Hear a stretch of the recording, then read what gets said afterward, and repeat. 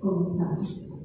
El campus de Arquitectura, Arte y Diseño de la Universidad Autónoma de Yucatán instituyó con motivo del 50 aniversario de la Facultad de Arquitectura la Cátedra Arquitectura, Arte y Territorio Fernando Medina Cáceres, la cual se celebrará anualmente y se otorgará a profesionales de la arquitectura en México como un reconocimiento a su destacada labor en el campo profesional. En esta, el invitado compartirá su experiencia profesional y conocimientos, sus bases teóricas y diseños en su quehacer profesional a la comunidad académica en nuestra institución, así como a nuestros egresados y estudiantes interesados en el tema. Para celebrar la segunda cátedra, tendremos como invitado al arquitecto Roberto Ancona Crespo. A continuación, el arquitecto Gabriela José González dirigirá las palabras para posteriormente conocer un poco de la vida académica y profesional del arquitecto Medina Cáceres, quien le da nombre a la cátedra.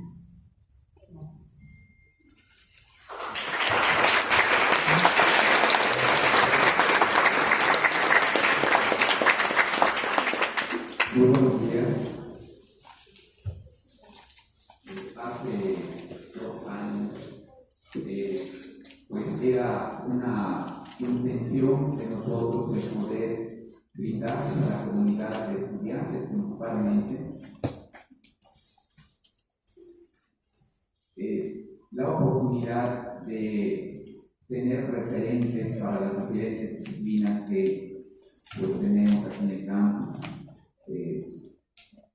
Por un lado, nos pusimos como meta el poder, independientemente de la vida cotidiana académica que ustedes tienen, el que se puedan llevar a cabo una serie de actividades que puedan reforzar su formación. Se decía, desde luego, desde la Edad Media, desde la prehistoria, que el mayor aprendizaje que puede tener un aprendiz, desde luego, es el poder compartir junto con un maestro la experiencia y el oficio a la que se va a dedicar. Por ese motivo, nosotros, en una serie de pláticas que teníamos de cómo poder hacer estos temas relacionados al arte y al diseño, y como ustedes saben, a diferencia a lo mejor de las matemáticas y de otras disciplinas, tienen procesos o procedimientos muy complejos, muy abstractos, ¿no? En matemáticas, 2 más 2 es 4, nadie va a discutir. Ahora, pongan en un mismo terreno, con unas mismas necesidades, a 2 arquitectos diferentes, se pelean, ¿sí? O sea, y eso tiene que ver con la complejidad de los procesos creativos. Uno de los procedimientos didácticos más eficientes, más eficaces, para que ustedes puedan aprender a hacer arquitectura, pues tiene que ver con el hecho de que puedan conocer a personas dedicadas al oficio, es decir, a la creación arquitectónica. Por eso decidimos instituir una cátedra. ¿Y qué mejor nombre en este caso de ponerle Fernando Medina Cáceres? Para quien ustedes no lo conocen, en un ratito ella nos va a dar Rafa nos va a dar una semblanza de quién es, pero es una persona muy querida, para empezar, por toda la comunidad de Cajatas, en el sentido de que fue una de las personas que impulsaron la creación de la escuela que hoy somos. Nos pareció un gesto para honrar su memoria en esta escuela y también de que pueda ser escenario para que expertos en estas disciplinas puedan venir a compartir con ustedes lo que han hecho. Hace un año, cuando se instituyó la cátedra, revisé, sobre todo para los que les puede parecer un poco extraño esto de la cátedra. Quiero repetir esto porque me parece muy importante. Si nos vamos al diccionario, ¿no? La cátedra dice que es un asiento elevado, ¿sí? Dice, es el púlpito o asiento elevado desde donde un maestro o catedrático enseña a sus alumnos. Entonces, es un asiento elevado. Bueno, también es como la cátedra del sacerdote que llega a decirle a la comunidad cuál es la verdad. En este caso, la cátedra podemos entenderla como el lugar donde un maestro, y aquí este tema me parece muy importante definirlo de una manera especial. Un maestro es aquella persona que es capaz de cumplir de manera adecuada y acertada un oficio, en este caso la arquitectura. En esta ocasión decidimos que el arquitecto Roberto Ancona Arriesga, muy amigo desde luego de esta escuela, los que pueden ser muy sensibles pueden quizá escuchar todavía en el ruido de sus muros pues sus clases. Es un maestro jubilado, pero arquitecto activo, o sea, con una producción arquitectónica de muy buena calidad, de alto nivel, y pues le pedimos que como maestro en esta disciplina pueda venir a compartir con ustedes sus procesos, su manera de mirar la arquitectura, porque al final de cuentas esto es lo que les va a ayudar a ustedes a ser mejores arquitectos. Creo que ya me pasó un poco de tiempo. Queremos agradecerles a todos su presencia. De verdad, les invitamos a participar en estos 3 días que va a durar la cátedra. El día de hoy, miércoles, el día viernes y el sábado va a haber una visita a obras del arquitecto Roberto Ancona, de la UARI, ¿no? Ahí pues vamos a mandarles a ustedes el procedimiento de cómo inscribirse, porque es cupo limitado. Creo que hay unos camiones que van a llevar, 2 camiones que les llevarían junto con el arquitecto va a conducir uno de los camiones para que pues les muestre de manera directa y en persona todo lo que ha hecho en esta universidad, pero una parte de lo que ha hecho, ¿no? Y que de alguna manera puede ser la mejor clase de arquitectura que ustedes pueden tener. Muchas gracias, Roberto, y bienvenido.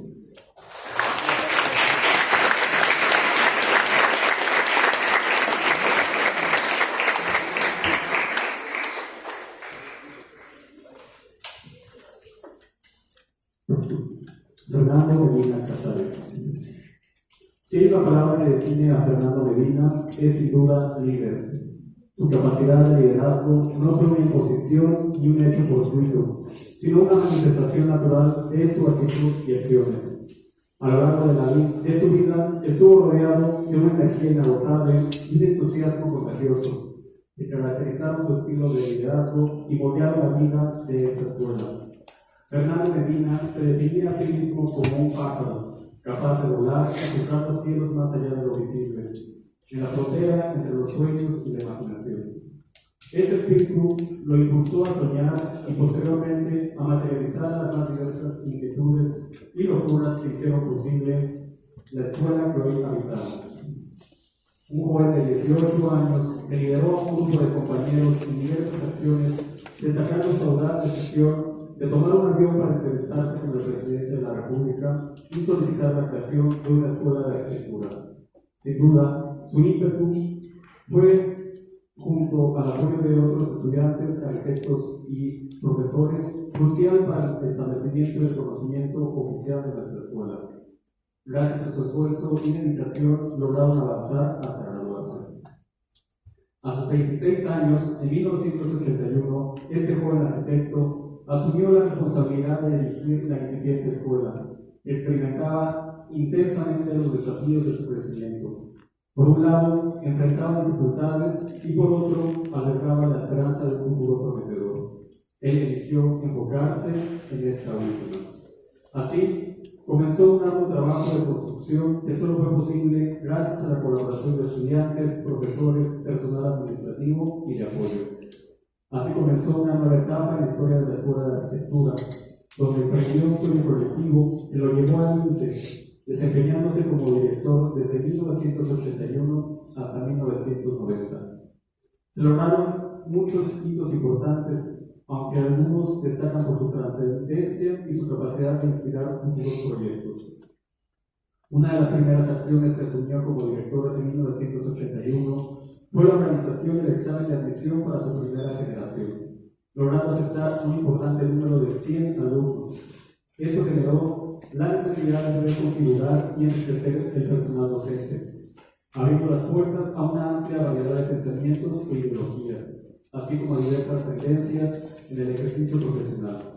En esta primera etapa incorporó a destacados profesionales como Pablo Chico Ponce de León, Lucía Tello Ponce, Augusto Quijano Masle, Carlos Castillo Zavala, Pedro Echeverría Vargas, Alberto González Novelo, Guillermo Puerto, Otón Baños Ramírez, entre otros. Estos académicos, con formaciones diversas, lograron amalgamar un amplio espectro de posibilidades para el desarrollo de la carrera de arquitectura, fiel a una visión generalista que capacita a los estudiantes para enfrentar los diversos campos de la profesión, como proyectistas, urbanistas, investigadores y diseñadores, todos comprometidos con la ciudad, el patrimonio, el medio ambiente, la técnica y la sociedad.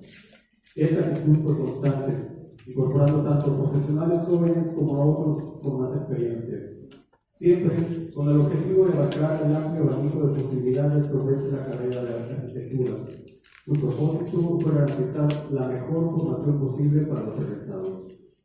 Con solo 2 años en la dirección, en 1983 formuló el segundo plan de estudios de la Escuela de Arquitectura.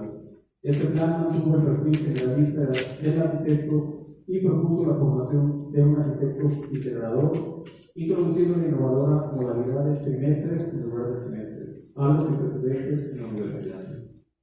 En 1985, la apertura de la unidad de posgrados de investigación y la creación de la maestría en arquitectura marcaron un hito, no solo al cambiar el nombre de la Escuela de Arquitectura a Facultad de Arquitectura, sino también al adoptar una postura activa frente a los diversos problemas de la sociedad. Se priorizó la salvaguarda del patrimonio edificado y la formación de los propios profesores. De este esfuerzo surgió la constante colaboración de docentes externos, principalmente de la Ciudad de México, quienes se unieron a este proyecto, como Ernesto Ala Martínez, Jesús Barba Herman, Carlos González Lobo, Humberto Ricardo González y Pablo Chico Ponce de León, de Guanajuato. Entre otras iniciativas en favor del patrimonio, se estableció el Departamento de Patrimonio, que inició su labor en el barrio de San Juan bajo la dirección del arquitecto Francisco Cetina.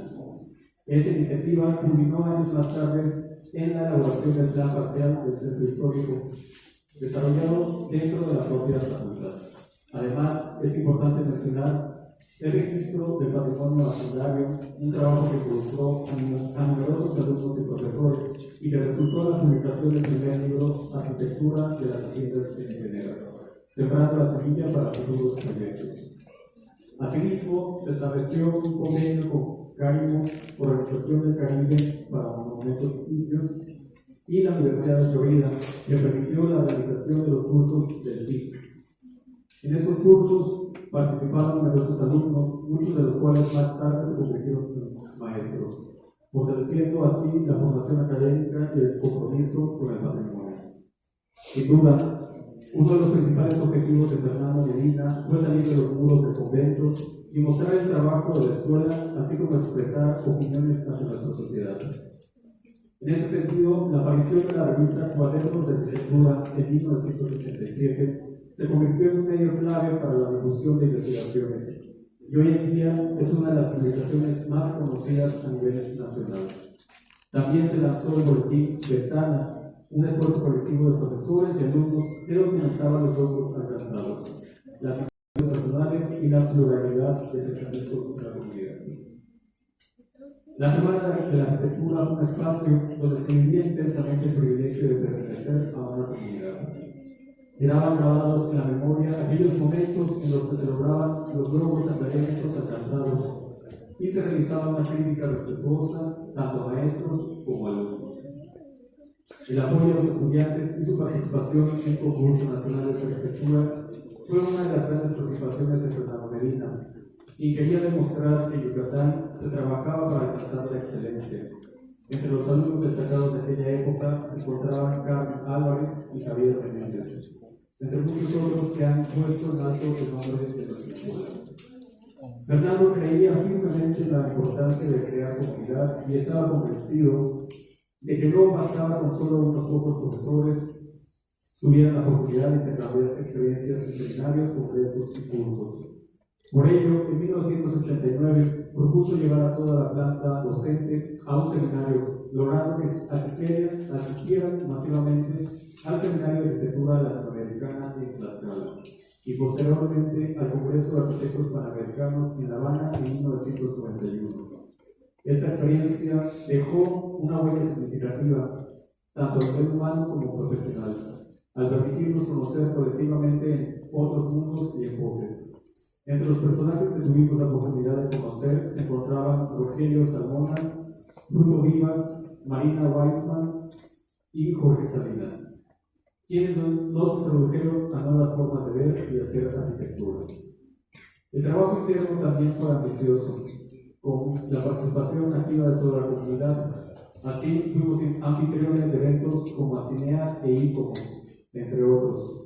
Igualmente importantes fueron los seminarios de profesores organizados en lugares como Telchac, Yucatán y Uxmal, donde se discutía el quehacer académico y el rumbo de la escuela.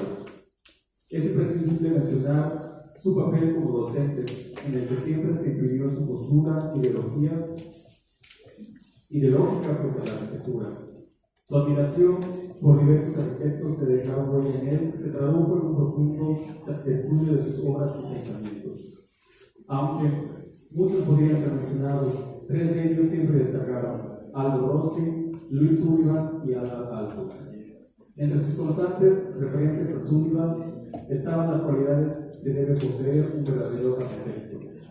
Decía: lo primero de todo, una imaginación poética; segundo, una profunda simpatía; carácter humanitario, sentido común y una mente disciplinada; tercero, una técnica perfeccionada; y finalmente, un abundante y grato don de expresión. Compartía y defendía las ideas de Sullivan. Sus conceptos como la arquitectura orgánica, la arquitectura democrática, el templo griego, la iluminación, la forma y la función son alumnos que perduran en la memoria. Su apasionamiento por la obra de Alba Alto lo llevó a visitarlas personalmente, describiéndolas y analizándolas en detalle. La Villa Mairea, el Sanatorio Faimo, la Biblioteca People, entre otras. Finalmente, su concepción de la ciudad, los hechos urbanos, el opus, la psicología y la memoria colectiva estaban claramente influenciados por Aldo Rossi. Es imposible pasar por alto su decisión en 1990 de postularse para la rectoría de la universidad. Aunque no fue elegido por el Consejo Universitario, esa experiencia dejó una huella profunda, evidenciando el apoyo y aprecio incondicional de toda su comunidad. Alumnos, docentes, personal administrativo y manual. Juntos convertimos esta vivencia en una gran celebración.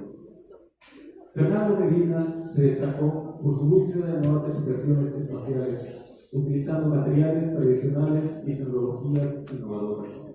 Desde sus inicios exploró diversas formas de techar, incluyendo moldes de acero para losas delgadas de concreto. La tecnología con este sistema, en 1980 construyó 3 fraccionamientos de interés social. En 1985 diseñó una iglesia en Chicxulub, Puerto, con cascarones, y en 2001 desarrolló un prototipo de vivienda de bajo costo con doble altura en área social, replicando este diseño en su propia casa y oficina. Tras dejar la dirección de la Facultad de Arquitectura en 1990, empezó a construir casas para experimentar con diseños innovadores para un cliente ficticio. A lo largo de su carrera, cada obra reflejó su estado emocional. Entre 1991 y 1994 diseñó y construyó casas utilizando piedra de mampostería aparente y escaleras helicoidales. Describiendo su trabajo como una exploración de espacios que se conectan con patios interiores. En 1996 recibió la medalla de oro de la Segunda Bienal de Arquitectura Yucateca por la Casa Juventud, reconocida por su riqueza expresiva y espacial. Sus últimos proyectos en el nuevo siglo se caracterizaron por el racionalismo estético, priorizando la función sobre la forma y empleando superficies pulidas de concreto blanco. Como presidente del Colegio de Arquitectos entre 1993 y 1995, fue el promotor de la primera Bienal de Arquitectura de Yucateca. Para terminar, queremos reiterar lo que siempre caracterizó a Fernando Medina en sus acciones: su permanente actitud de soñar, porque aunque no estaba soñando, estaba convirtiendo sus sueños en realidad y, por supuesto, disfrutando de la vida. Gracias.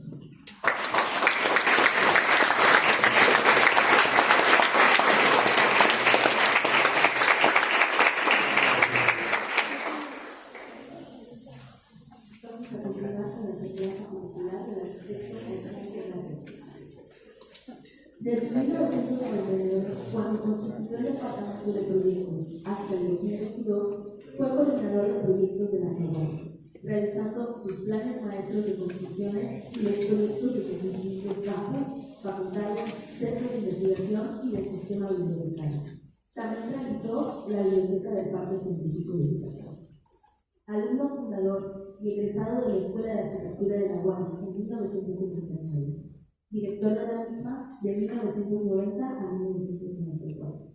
Presidente de la Comisión Permanente Académica del Consejo Universitario de la UAM de 1991 a 1993. También profesor de 1981 a 2022 en el área de diseño arquitectónico, arquitectura contemporánea y teoría de la arquitectura.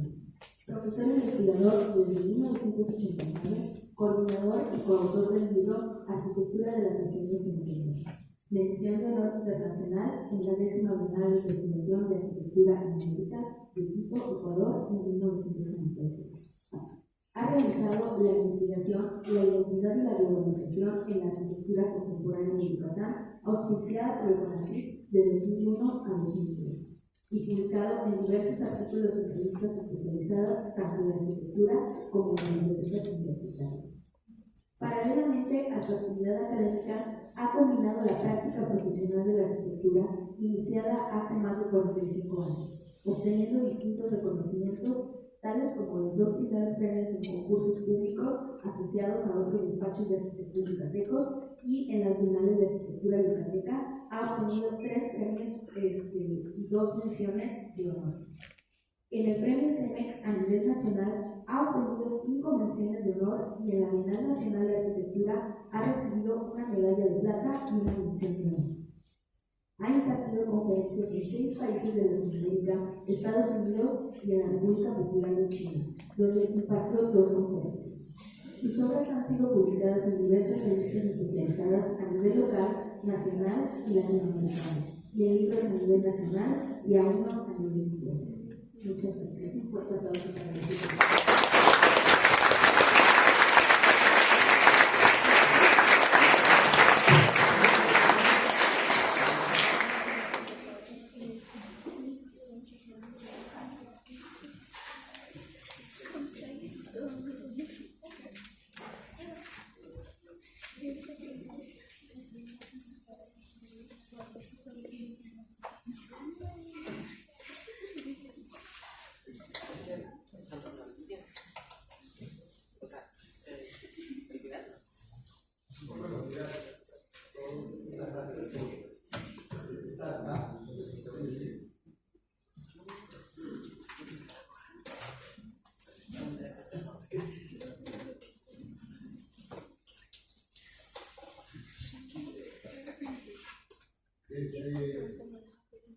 Desde que estudiamos arquitectura hablábamos de sentir el espacio.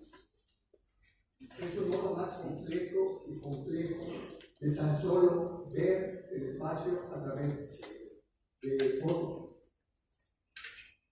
Por medio de la lectura del libro de Bruno Kelly, Historia de la Arquitectura Moderna, principalmente, y de sus otros libros, Saber la Arquitectura y demás, y de pláticas informales, mejores que las clases que teníamos con los maestros en las distintas fiestas de la escuela, se conversaba de la importancia de este tema.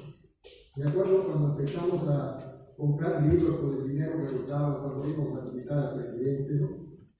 Compramos a la biblioteca un libro que se llamaba El espacio, la esencia de la arquitectura. Desde allá está pendiente ese tema. Entonces, desde mis primeros proyectos y después como parte de la clase de teoría de la arquitectura, que me tocó impartir, me seguí interesando en este tema, por lo que al proponer él y David los temas de espacio y secuencia espacial para esta cátedra, me dio mucho gusto porque me permitiría revisar los distintos apuntes que había realizado en clase, varias pláticas, charlas con colegas sobre este tema, y así como también actualizarme en la bibliografía de tan apasionante tema cada vez más diferente. Aprovecho la oportunidad para agradecerle a todos los organizadores, a todos los que han trabajado para que esto se pueda poder llevar a cabo, el haberme distinguido con el honor de participar en la cátedra que lleva el nombre del gran amigo Fernando Medina. Y a todos ustedes por su presencia, esperando estar a la altura de una cátedra que resulta lo que dijo David hace rato, ¿no? Voy a hacer mi mejor esfuerzo. Aprovecho para... La cátedra se organiza en tres partes. La primera es la que vamos a tener hoy, es el enriquecimiento sensorial de la experiencia espacial. El espacio, si no lo sientes, no está completo. La segunda, que será el viernes, tiene el tema del disfrute de la secuencia espacial. Ya no es el espacio individual, sino la unión de los distintos espacios.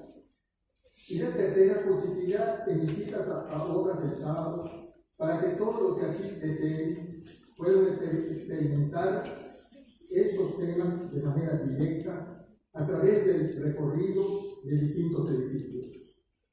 No los voy a guiar, ustedes van a dejarse llevar por los edificios y después vamos a comentarlo.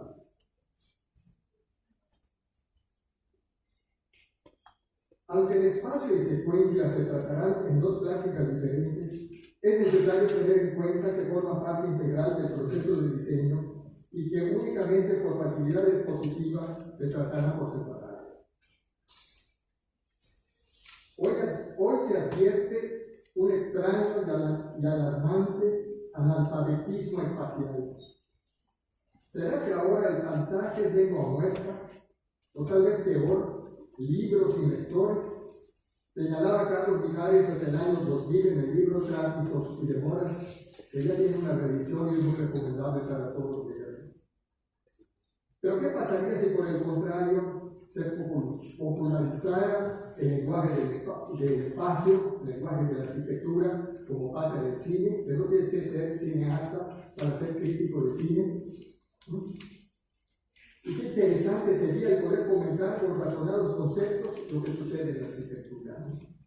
Después fundamental. Voy a empezar con un ejemplo que no es mío, es una obra de Chután.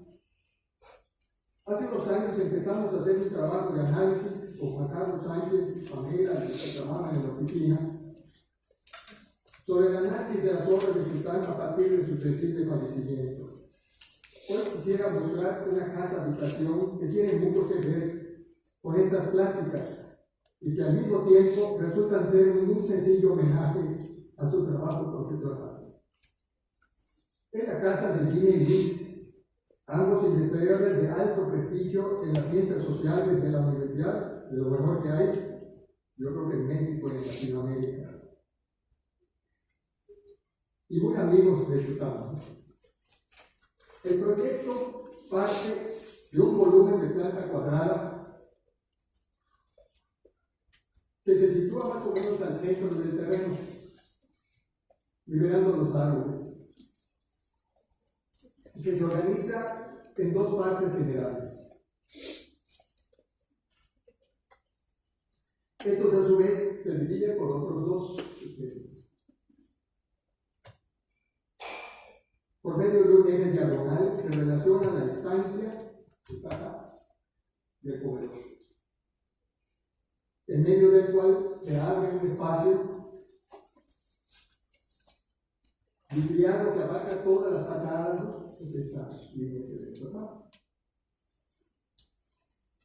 Esta grieta está situada también, en esta grieta está situada también una escalera volada. La conformación de los espacios de esta obra significan una nueva búsqueda de cómo integrar dos espacios a doble altura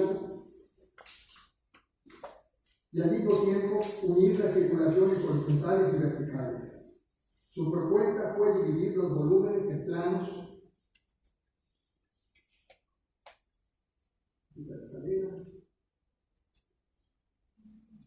Esta es una idea de espacio.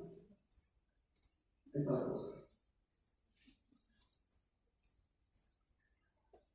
Irlos recortando, liberando sus intersecciones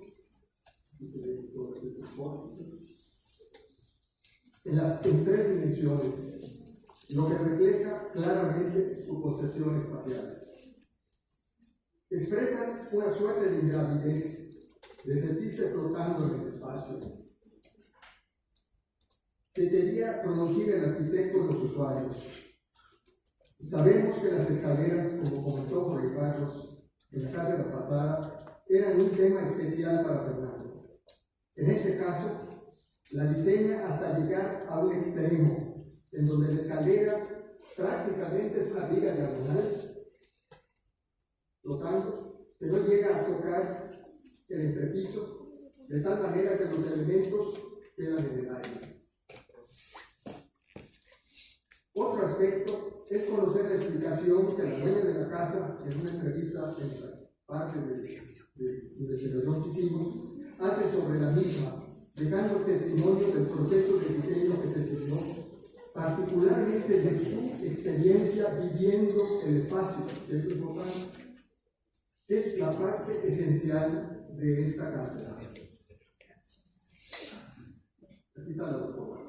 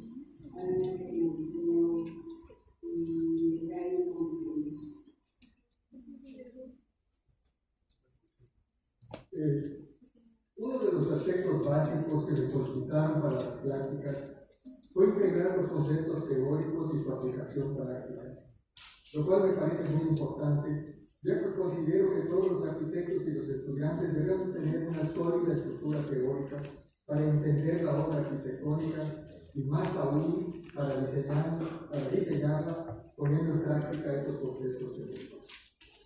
El libro de Fernando Tudela, Conocimiento y Diseño, nos da una explicación muy sencilla y clara acerca de qué es la teoría, que como sabemos por definición, son los conceptos y las leyes que gobiernan determinada área de conocimiento.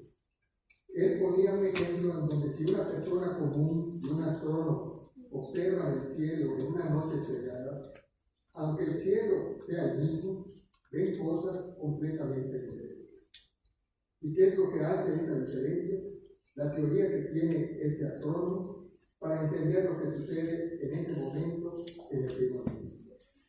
Entonces, vemos la importancia de abordar también los conceptos teóricos, aunque ahora lo haremos de la manera más sencilla. En casa me dijeron que está muy denso, pero queremos insistir en su importancia, ya que se trata de una cátedra. Integramos también ejemplos que me pidieron que sean de mi obra, casi todas son de la obra, pero tuve que poner otros ejemplos para complementarla y enriquecerla, para mostrar la aplicación de los conceptos abordados en ellos. La arquitectura debe de concebirse integralmente, entenderla desde las primeras concepciones hasta la vida del edificio. Todo ello es parte del proceso de diseño que no se puede desconectar, como ya vimos en el primer ejemplo. Quisiéramos detenernos un momento en ubicar el espacio arquitectónico en los componentes de la arquitectura y el proceso de diseño, para lo cual acudiremos en ayuda de un esquema del arquitecto Carlos González Llop, que nos explica la interrelación entre los distintos aspectos que participan en el proceso y puntualizar que el espacio, la forma y la secuencia espacial resultan ser la construcción del proceso de diseño.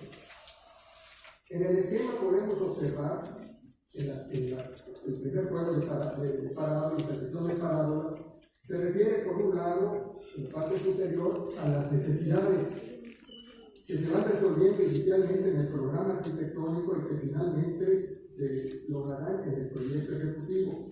En términos sencillos, podemos establecer la relación entre los metros cuadrados que representan las necesidades del proyecto y por el otro, el costo de esa superficie de acuerdo al sistema constructivo seleccionado. Entonces, el programa se va moviendo, la necesidad se va moviendo en esa interacción de esas dos partes. Por otra parte, en la segunda sección, la intersección de las parábolas de la parte superior, se profundiza en los requerimientos funcionales que interactúan con los ambientales y del contexto. Muchas veces olvidamos que las necesidades tienen que estar ubicadas en un determinado contexto específico, en un terreno determinado, para permitir resolverlos de un modo específico. En la parte interior, se refiere a la interacción entre los sistemas constructivos y los materiales empleados y su costo, también si son del dominio de la mano de obra existente. De tal modo que, como ya vimos, el sistema constructivo, una vez definido el sistema constructivo y determinado su costo por metro, se puede obtener la superficie que se puede construir.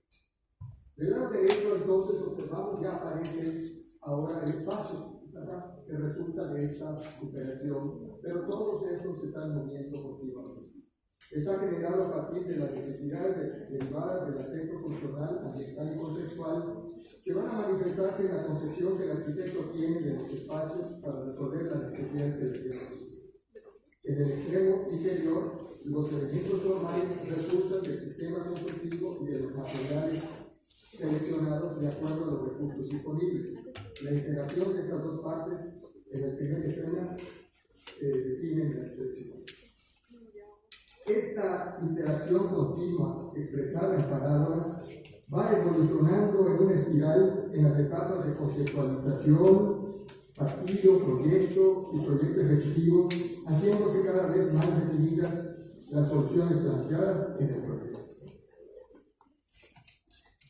Por parte, debemos tomar en cuenta que en arquitectura, como dice también Mijares, las respuestas son múltiples, son muchos los aspectos que hay que resolver. Aun cuando surgen siempre de atender las mismas preguntas. Pero solo cuando logran responder a un tiempo a varias de estos mismos interrogantes resulta de interés. Cuando con una solución resolvemos varias cosas. Y vale la pena demorarse en ello. Esto sucede cuando se resuelven las normales contradicciones que se presentan en el diseño arquitectónico, de modo que una solución responda a varios requerimientos. Se trata de un proyecto muy sencillo, señalando que no hay proyectos pequeños.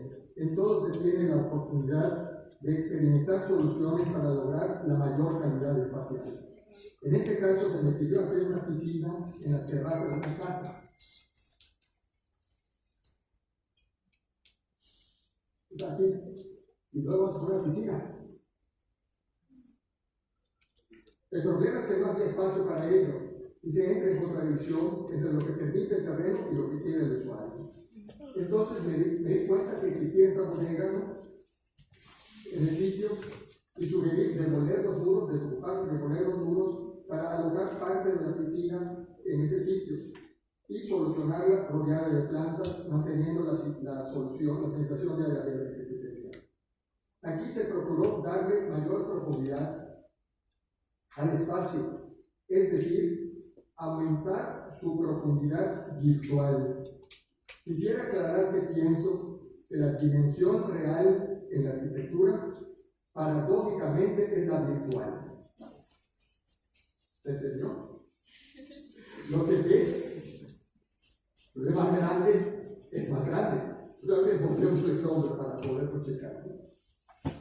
Para lograr esto se diseñó la figura de la piscina con una ligera inclinación en forma trapezoidal hacia el fondo. Por otra parte, en los muros que delimitan la bodega se escalonaron unos arcos, aquí, ¿qué tal se ve?, para que también la boca en este sentido se profundizara. Y al ir bajando, gradualmente aumentara la profundidad visual. En el remate pusimos una celosía, aquí están los tres arcos, para generar un contraste de luz y sombra que también aumentara la profundidad del espacio. Este es el resultado, ¿no? Aquí también, mi esposa decía, oye, pues esto es neocolonial, ¿por qué lo vas a poner? Pues es que es la fecha. Y uno tiene que adaptarse, saber emplear distintos lenguajes para adaptarse al proyecto que está trabajando, ¿no? Ahora sí vamos a entrar. El objetivo es abrir el panorama sobre los medios para poder trabajar el espacio arquitectónico con el propósito de mejorar la experiencia espacial a través de la vivencia del mismo. De lo que va a tratar la plática es, vamos a tener la definición del espacio arquitectónico, vamos a definir sus características, vamos a estructurar estas distintas características, planteando también unos apuntes sobre un método para el análisis arquitectónico. Después vamos a ir incluyendo los sentidos que normalmente no se usan en el espacio. Vamos a tener un breve receso y cambiar el PowerPoint al otro que pesaba mucho. Y después una cuarta en donde se da la interrelación de los sentidos para percibir más adecuadamente el espacio. Y finalmente sacaremos algunas conclusiones.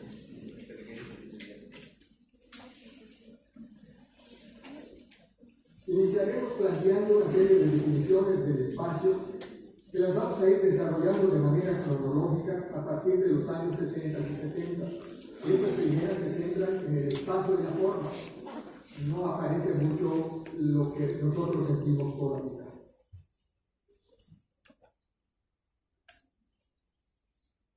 Privilegiando el aspecto visual, por el momento vamos a considerar esta primera situación que evolucionará con el tiempo.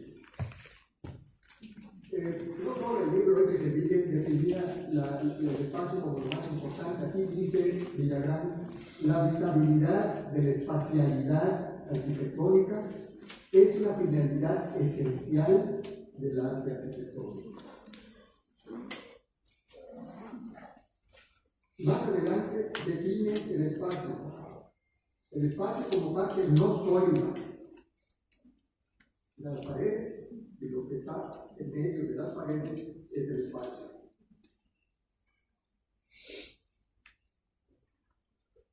Que media entre los cuerpos, lapso vacío entre las cosas que especifica que deban de ser habitables. Yo me puedo poner debajo de la silla y hay un espacio, pero no es habitable. Se consideran espacios arquitectónicos tanto los interiores como los exteriores siempre que estén diseñados para la realización de alguna actividad. Otros autores, como el Corbusier, entienden el espacio como el vacío o sustancia transparente que permite ver los sólidos orquestados en una secuencia. Ya parece que de aquí salió la práctica, ¿no? O sea, ya está ligando el espacio con la secuencia. Por su parte, Enrico Reveche definió el espacio arquitectónico así: indica el carácter formal del volumen atmosférico, físico limitado por elementos construidos o elementos naturales en el cual puede entrar y moverse el observador. La cultura arquitectónica de aquel momento privilegiaba el sentido de la vista sobre todos los demás, por lo que lo más importante era la forma que define el espacio. Por tanto, el vacío quedaba relegado a un segundo término y tenía un menor peso en los análisis y diseños arquitectónicos. Otro ejemplo pequeño, ¿no? En este caso, partimos del cambio de la necesidad de un proyecto para un cuarto que formaba parte de la sacristía del templo de María de Guadalupe en la Emiliano Zapata Norte, para convertirla en capilla del Santísimo. Un cuarto normal, ¿no? ¿Cómo le haces para convertirlo en una capilla del Santísimo? Donde se guardan las ofrendas. No había rendes, propio rápido, para sacar la idea que tienes de la cabeza y plasmarla en la idea. ¿Qué es lo que, cuál era la idea? Meter luz, cerrar las ventanas también, pintar de otra forma el espacio y centrar en lo importante la visual. Ahora podemos ver cómo, manteniendo la misma forma, no se ha cambiado la forma, se modificó drásticamente el espacio original con un mínimo de intervenciones. ¿Qué fue lo que cambió? ¿Cómo influyeron estos cambios en el espacio resultante de acuerdo a su nueva función? ¿Qué opinan? ¿Ustedes cambió? Gracias. ¿Saben qué es eso?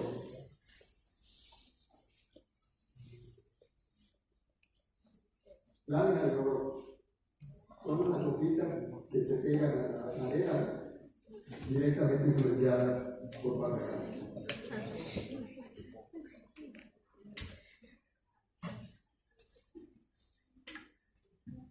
Para poder explicar este cambio necesitamos del estudio de la teoría, que son los lentes que nos van a permitir entender lo que sucedió en el espacio y no solamente sentirlo, o no solamente hacer, me gustó, pero gracias también.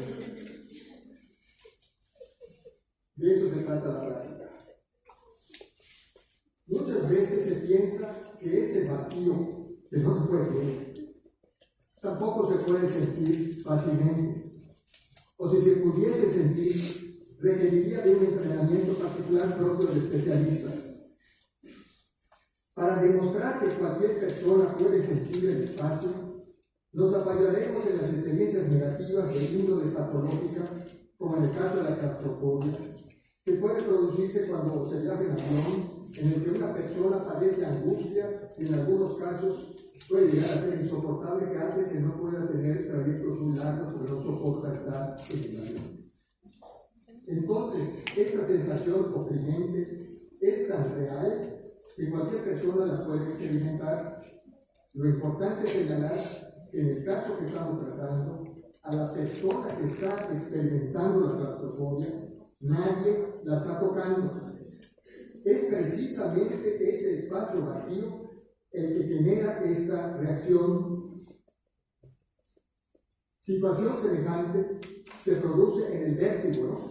Cuando se asoma del precipicio, y aquí vamos a ver a Chaplin, que está bailando patines y asomándose a este vacío, ¿no?, que te produce ese vértigo, aunque sea un truco cinematográfico, ¿no?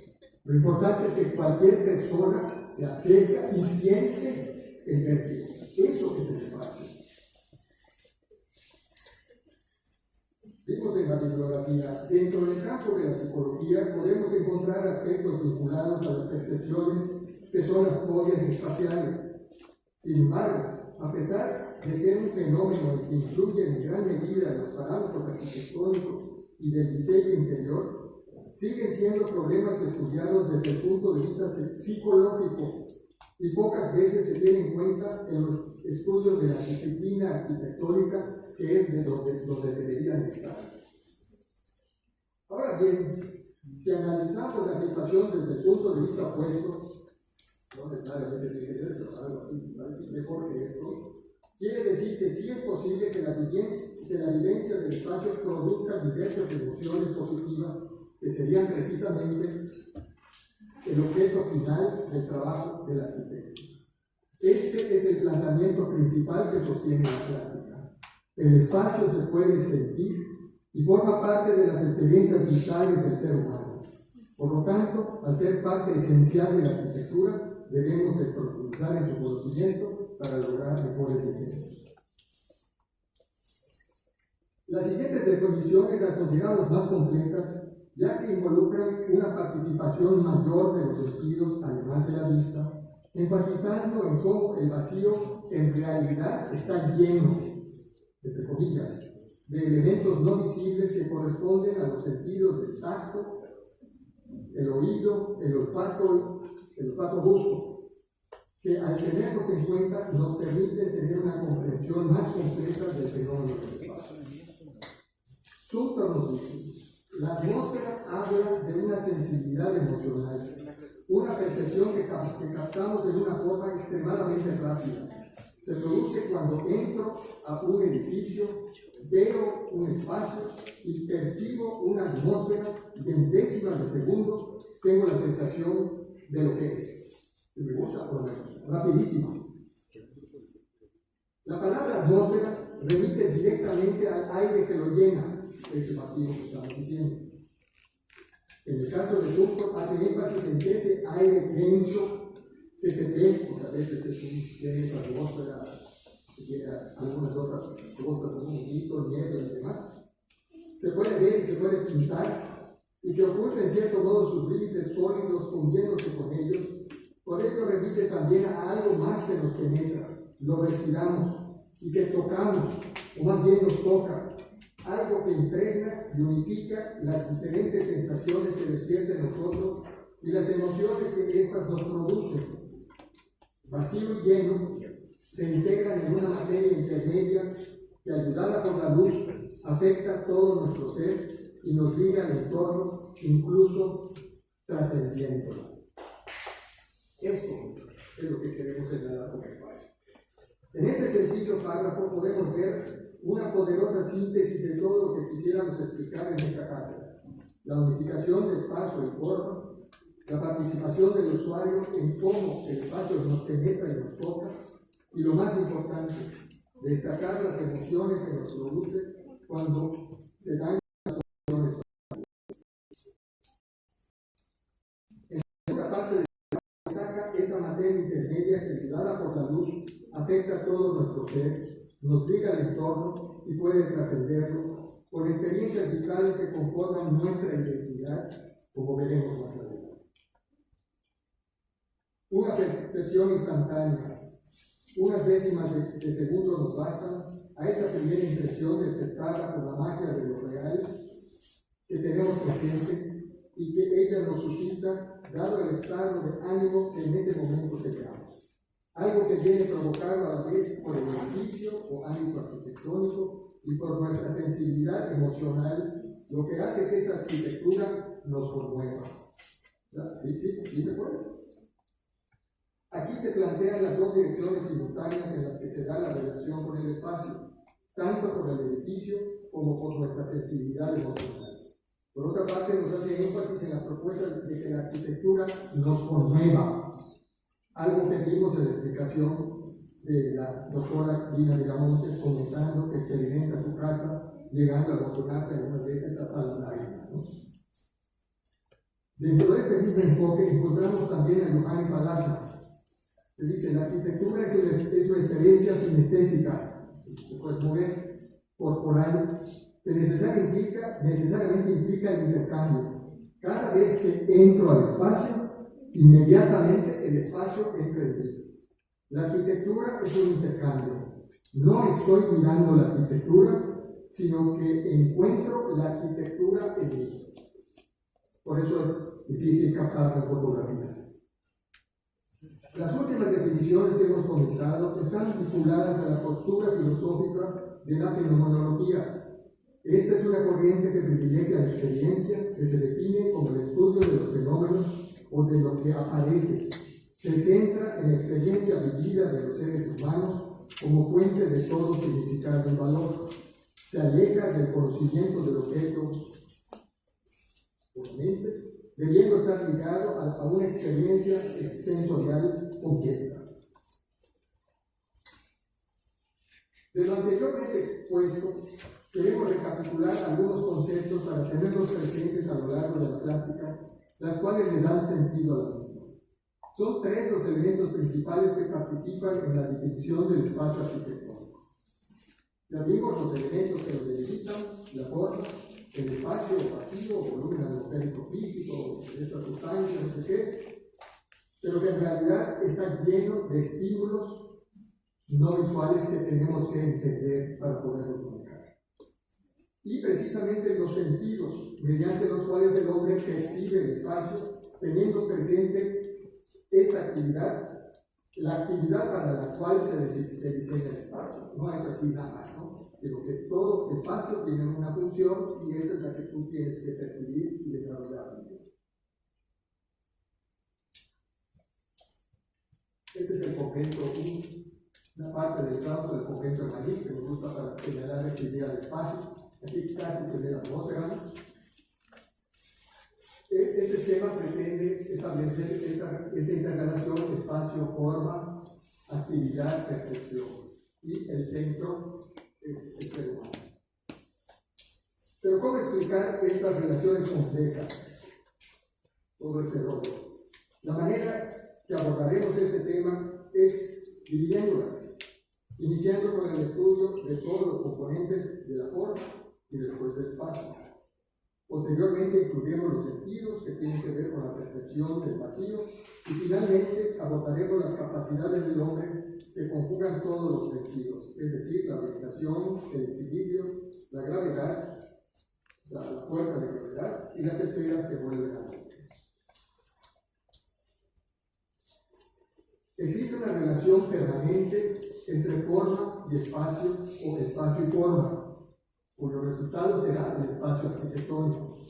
Muchos autores coinciden en que se da esta interrelación, y ahorita vemos el caso de Francis Chin, que también nos presenta el problema de la representación del espacio. Muchas veces es muy complicado representar ese vacío, ¿cómo lo representamos?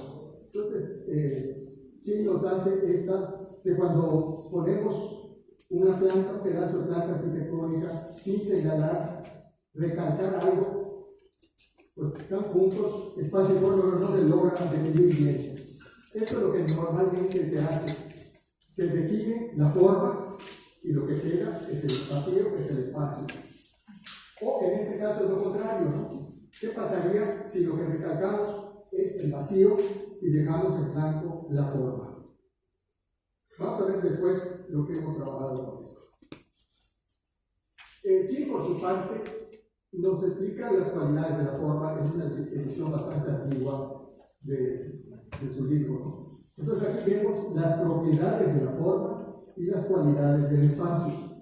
No estamos totalmente de acuerdo en esta división, porque aquí pone cualidades del espacio, la forma, la figura, su configuración, pero creo que esta manera de desglosar las características pues resulta interesante para facilitar su análisis.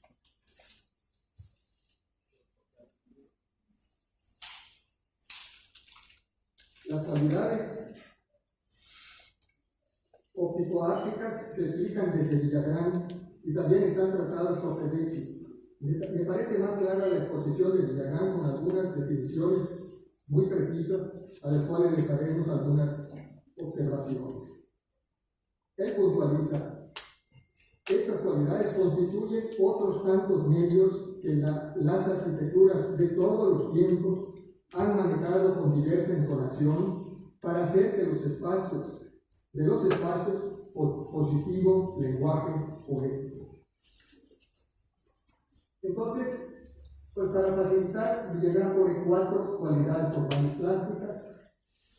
Aquí también a Villagrán le gustaba poner palabras muy relevantes: mórfica, métrica, cromática, áptica. Para ponerlas en español: figura, dimensión, color y lo táctil. Y por otro lado, o sea, esta figura tiene unos ejes que están moviéndose en el espacio. La métrica tiene, o la proporción, tiene una relación con la escala. La luz el color va a definir una luz dentro del espacio.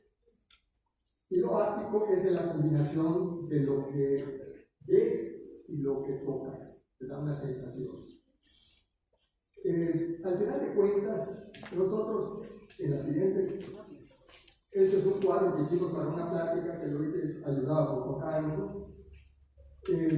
La forma, la mórfica, o toda la forma, está compuesta por la figura en su aspecto más básico, más abstracto. Esas figuras generan directrices y generatrices que tienen un impacto en el observador.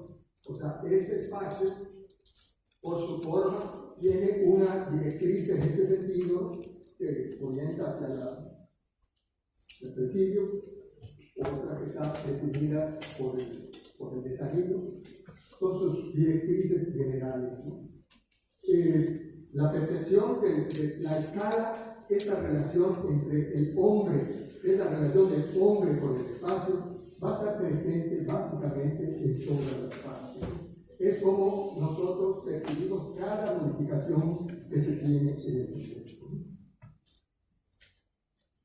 Consideramos la proporción como la relación de las distintas partes que componen la forma, mientras que la escala es un elemento completamente distinto que tiene que ver con la relación del hombre con el espacio. Un aspecto relevante en la proporción es el uso de los trazos reguladores para afinar las propuestas que tienen que ver con la forma arquitectónica, destacando la proporción áurea generalmente asociada con las relaciones que producen belleza en los elementos, ¿no? Cosa que se ha utilizado muchos años.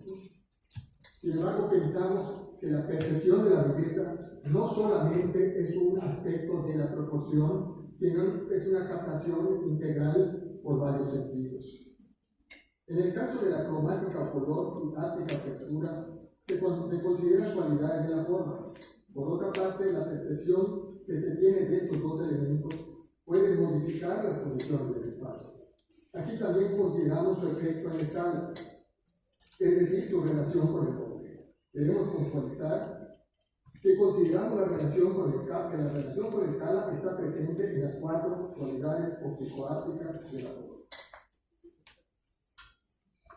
En estos dibujos se puede observar 2 aspectos de la métrica, o sea, la proporción y la escala. Aquí vemos la escala, este es el espacio, y vamos a ver cómo se va a modificar el objeto expuesto con las dimensiones de su delimitación. O sea, en primer lugar, la proporción del objeto expuesto con las delimitantes, y por otra parte, la permanente relación de la escala, ya que los delimitantes se mantuvieron iguales.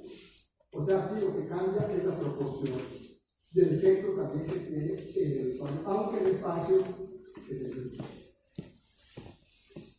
En este caso, esta elipse nos muestra el campo visual que tiene el hombre, y destacar que desde el plano vertical es mayor el ángulo de percepción hacia abajo que hacia arriba.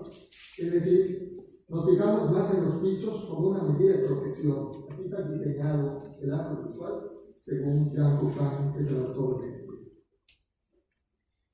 Pasamos a la exploración de los elementos que conforman el espacio, iniciando con la definición de Carlos González. La materia de la arquitectura es el espacio, como para el lenguaje y la música es el sonido. Para que el sonido se produzca, requiere de instrumentos. En la arquitectura, los instrumentos son los volúmenes, los elementos sólidos, las formas construidas, que son también límites y obstáculos físicos. Es por medio de los elementos limitantes que se genera el espacio. Pero es necesario crear cada vez los instrumentos que lo producen. Cada vez que hacemos una obra, se genera ese instrumento que va a producir el espacio, a diferencia de la música, que los instrumentos están diseñados a menos que se cambien. Los elementos formales van adoptando distintas configuraciones que generan determinados espacios. Estas variantes pueden irse agrupando en distintas familias.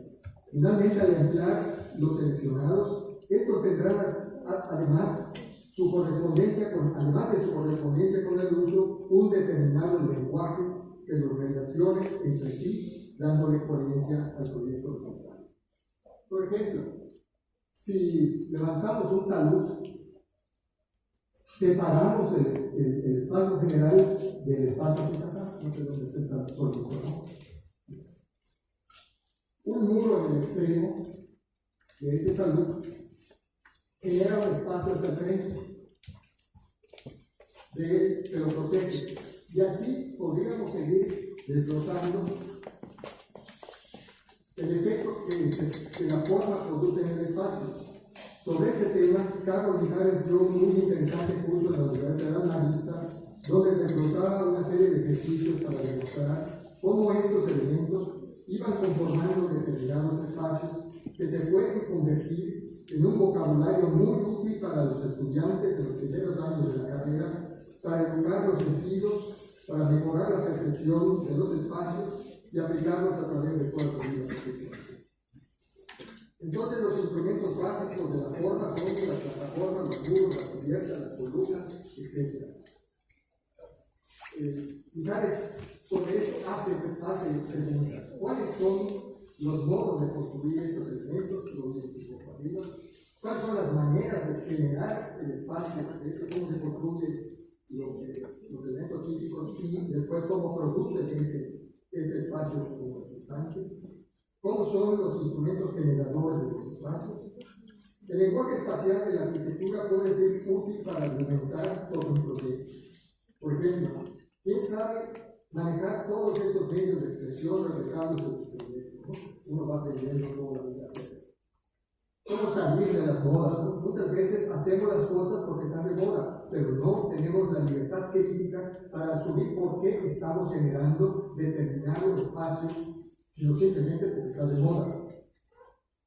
¿Qué pasaría si se pudiera hacer una crítica a la arquitectura de manera más sólida y razonada? ¿Qué pasaría si se tuviera una retroalimentación clara y explícita de los resultados de un taller de proyectos, de un concurso profesional, que en algunos casos sí se hace, o de la bienal que justificara por qué se otorga un premio a un determinado proyecto? Para nada, puse esta caricatura que tiene el pelo de Mauricio, que era también miembro de esta primera generación, donde vemos el obsesivo manejo en la textura de elementos particulares, todo cuadrado, ¿no? Y obviamente el niño hace un dibujo y pues, pero interesantes cómo a veces la enseñanza de la arquitectura le dice al niño arquitecto, no, y el niño arquitecto quiere hacer otra cosa. Hay que empezar a pensar desde el principio para tener el criterio suficiente para defender sus propias propuestas.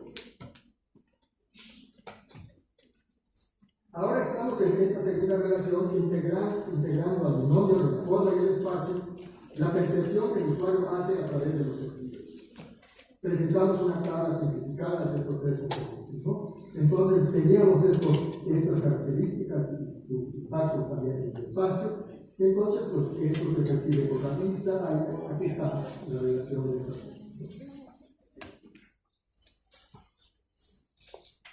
Vamos a usar un ejemplo que nos servirá para varios objetivos. Por un lado, iremos explicando los distintos conceptos que integran las 4 cualidades formales clásicas que se han señalado hasta ahora, y por otra parte, nos servirá también para ir adentrando en los apuntes de un método de análisis del espacio que realizamos para las clases de teoría temperfatina, ¿no?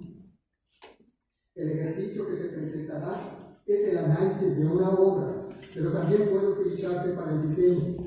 En parte del análisis están deduciendo los criterios utilizados por el arquitecto. Y que vamos a poner, el doctor González León no decía esto es lo que hice, sino yo deduje estos criterios. Al final de la plática, en la última parte, pondremos un ejemplo diseñado por nosotros, explicado con este mismo método.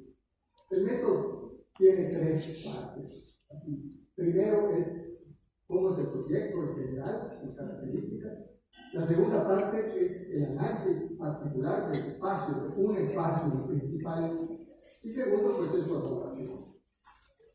La propuesta del análisis sigue en términos generales el criterio usado por otros autores como Baker y Clark and House, que abarca desde los planteamientos más abstractos de forma básica hasta llegar a los elementos de mayor detalle. Los apuntes que se presentan pretenden llevar un orden que está establecido por el desarrollo del análisis de cada uno de los componentes de las cualidades óptico-ápticas de la forma, siguiendo un proceso de abstracción desde las formas básicas del espacio, mediante prótesis en perspectiva, que permitan identificar cómo impactan estas cualidades en el diseño.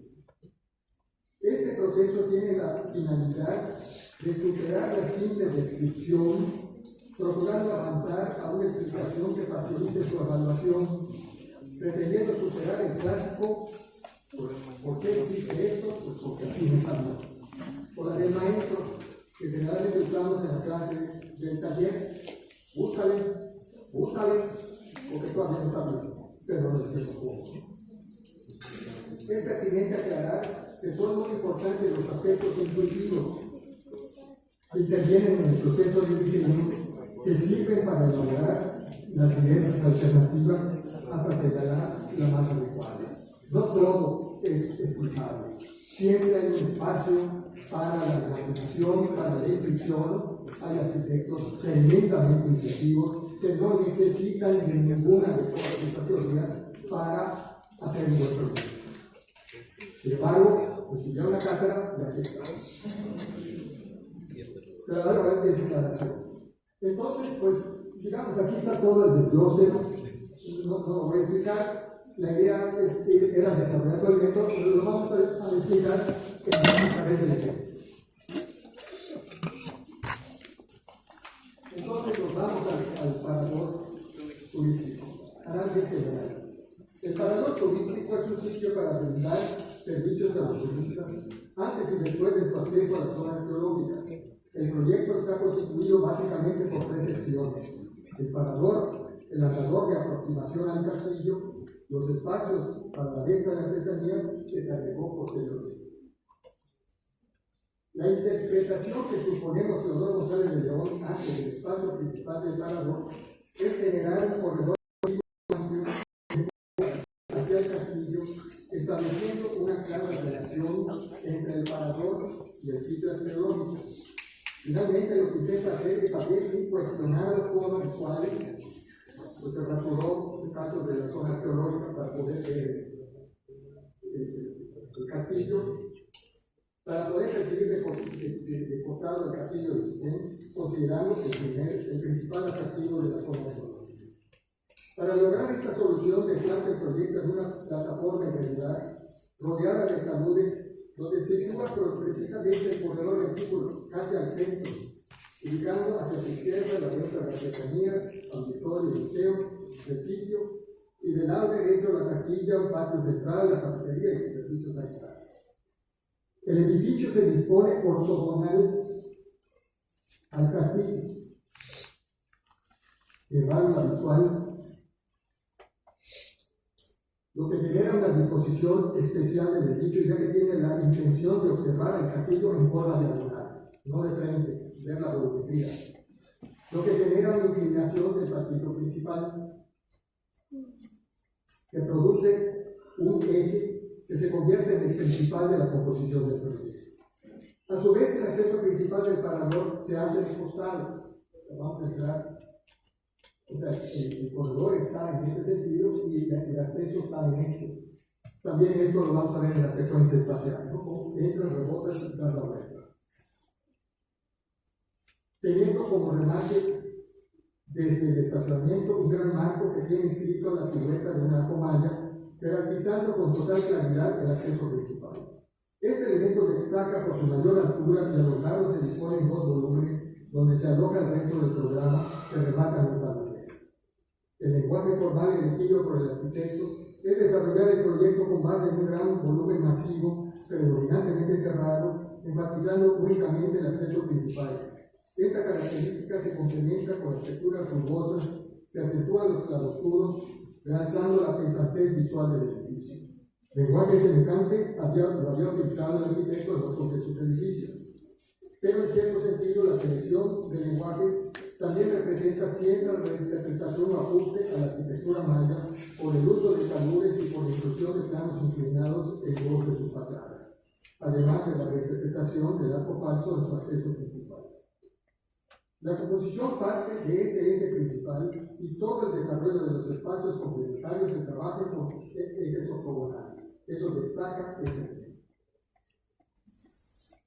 Entonces, pues ya aquí tenemos esta idea de la delimitación gráfica, que siempre es ese problema de cómo representar el vacío, ¿no?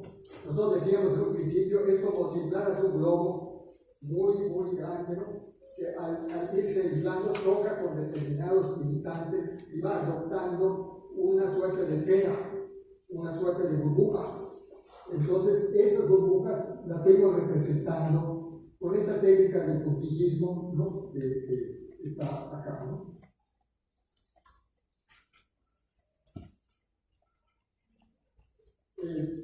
Debido a su naturaleza como algo no visible, trae dificultades para traducirse a un lenguaje gráfico. Nosotros hemos ensayado diversas técnicas para su representación. Si lo vemos en planta, una de las técnicas es el puntillismo con el propósito de representar las burbujas de los espacios que lo conforman. Otra forma de representación son los isométricos para incluir alturas.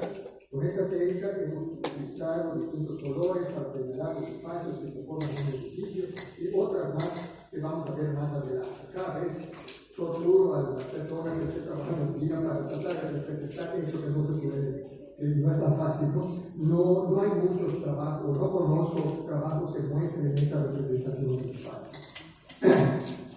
Existen otros criterios de representación del espacio, sin embargo, a veces este trabajo, hay que aclarar, se realiza mentalmente en los procesos muy iniciales de la conceptualización del proyecto y no se llega a graficar. Sin embargo, en este caso quisimos mostrarlo como un ejemplo explicativo y también emplear la técnica del puntillismo. Posteriormente, la técnica de análisis del espacio será en perspectiva. En este sentido, queremos destacar su importancia desde el inicio del proyecto, cuando se empiezan a desarrollar las perspectivas para entender mejor qué es lo que estamos proponiendo y qué se va a ir desarrollando. Es decir, la perspectiva no es el resultado final, sino es el medio para el cual se va a llegar a la solución. A mí a veces me asombraba que llegabas con un alumno que estaba a 3/4 de la carrera y dijiste que yo no sé hacer perspectivas. Pues está difícil porque yo tengo que corregir perspectivas y si no sabes hacerlo, lo tienes que aprender, ¿no? Es muy importante que lo eso. Entramos ya al análisis detallado. La figura básica de este espacio es un paralelepípedo rectángulo muy alargado que enfoca hacia el castillo de Chichén teniéndolo como remate. Aquí lo hicimos en la gráfica, en las fotos, que ya están muy antiguas, no se nota mucho, pero este es el castillo. Y bueno, está crecida la fronda porque los árboles no creen los arquitectos y hacen lo que les parezca, ¿no? Entonces invadieron su forma mejorar, ¿no? Esta figura geométrica tiene implícito un eje principal que en este caso coincide, como hemos visto, con el principal de la composición de todo el proyecto, resultando también, por otra parte, simétrico. Proporción, métrica, proporción. En esta sección se analizan las proporciones entre las partes que componen el edificio. Es que todavía no tiene forma. La forma básica tiene una proporción y además da una sensación de escala. Aquí es necesario establecer la relación entre las dimensiones requeridas en una actividad, tomando en cuenta también el dimensionamiento que tiene que ser espacial, incluir también la muestra. En este caso podemos decir que la escala de un edificio tiene una escala intermedia y para el uso que está destinado se considera inicialmente apropiada su altura. Hay que revisar el cumplimiento de las normas, así como también la experiencia del proyecto, para no guiarse solo de las normas porque dicen que tiene que ser así, sino también aplicarlas para ver qué es lo que se produce. Y a veces la duda de la experiencia es importante. En este caso podemos decir, para el estudio de la proporción señalamos la subdivisión que se produce entre los distintos delimitantes. O sea, ya esta pared la dividimos en dos.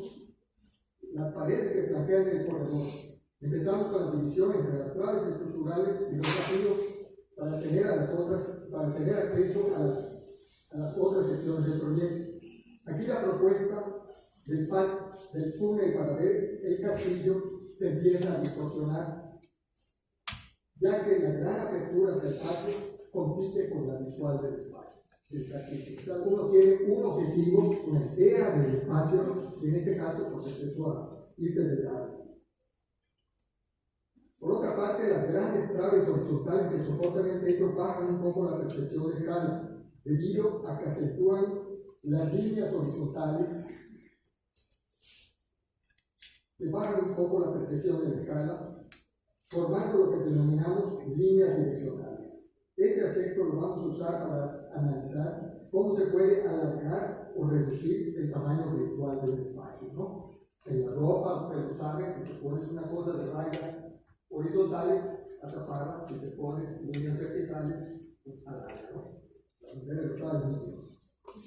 Al incluir las columnas que soportan la trave, la visión hacia el patio se cierra nuevamente, acentuando la direccional hacia el túnel, restituyendo el propósito inicial. Por otra parte, las columnas que aparecen aumentan la escala del espacio, ya que generan líneas direccionales verticales. Si observamos específicamente la robustez de las columnas, el criterio de masividad del proyecto se refuerza con estos elementos. Esto se deriva de la proporción entre su diámetro y su altura. Además de esta relación, la sección que corresponde a las columnas con la trave, además está la relación que tienen estas columnas con la trave superior. En este caso, la cualidad vertical de las columnas aumenta la sensación de escala. La disposición del intercolumnio, o sea, la separación de las columnas, produce un ritmo uniforme pausado que responde a la solución estructural. ¿Por qué están las columnas acá? Porque son las que cargan la estructura. Al perforar las traves superiores para alojar vanos cuadrados, se aligera la pesantez percibida en los sistemas anteriores.